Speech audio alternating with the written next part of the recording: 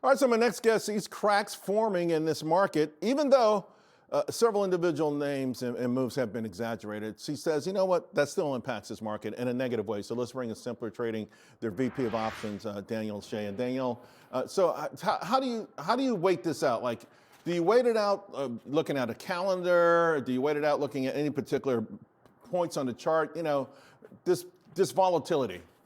So Charles, what I like to do is I like to trade on a short-term basis, especially volatility to the downside, but then I like to continue buying long-term stocks for long-term holds. So right now on a short-term basis, I've been shorting the QQQs in the options market, but I still want to pick up some stocks. All right, let's talk about a couple things that you're spying hard. And one of the reasons, the 200-day moving average, the 200-day simple moving average.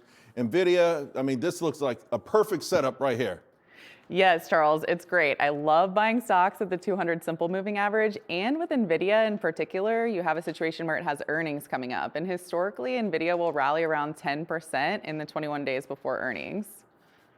Let's say you buy here and it bounces. If it broke out, let's say even north of 190, you let that trade go on? I mean, do you start to say, hey, maybe now the next stop is a double top on something like this?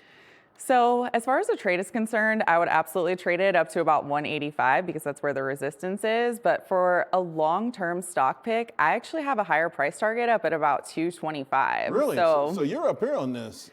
That's right. The Okay. weekly chart on NVIDIA looks great, and it looks like it's ready to break out. Broadcom, same thing. It's bounced off that 200-day simple moving average. It's had a beautiful chart. Hey, listen, it pulls back periodically, but it feels like they're so well positioned as a company, as a business.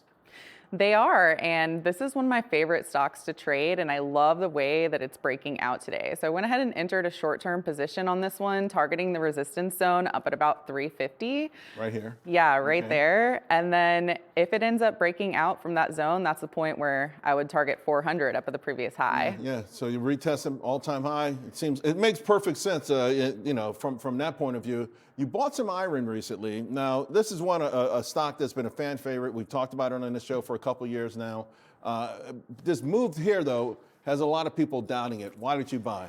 So this move here has been really volatile, but you have to keep in mind that this is one of the more volatile names, not as consistent with earnings, right? It's not going to be the same as Broadcom and NVIDIA. So for this one, I'm looking at it more on a weekly chart on a longer term basis because it has a beautiful weekly chart pattern. It has a squeeze, it has a cup and handle, and I'm actually targeting up into 90 and 100. So that, wow. So that Are would you serious? be, So I mean, yes. you're talking about now, you're saying off the chart. When you say off the charts, you think this could, listen, I happen to think that this is an amazing area, right? Mm-hmm. And you know, some are questioning maybe the float has gotten a lot bigger. Are insiders selling? There's some question marks about it, but the story itself, the value proposition is absolutely amazing.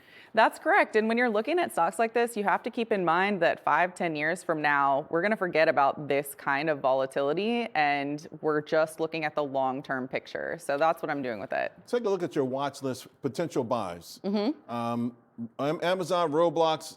Roblox, it was a monster, pulled back. It was a monster again, it's pulled back. It's had some controversy. What would it take for you to pull the trigger?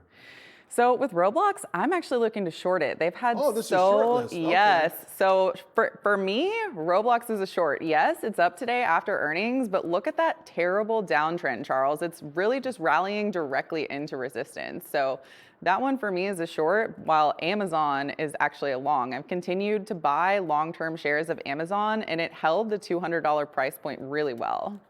Speaking of shorts, and because we're in this environment, you're taking advantage of it. You've got a long short list.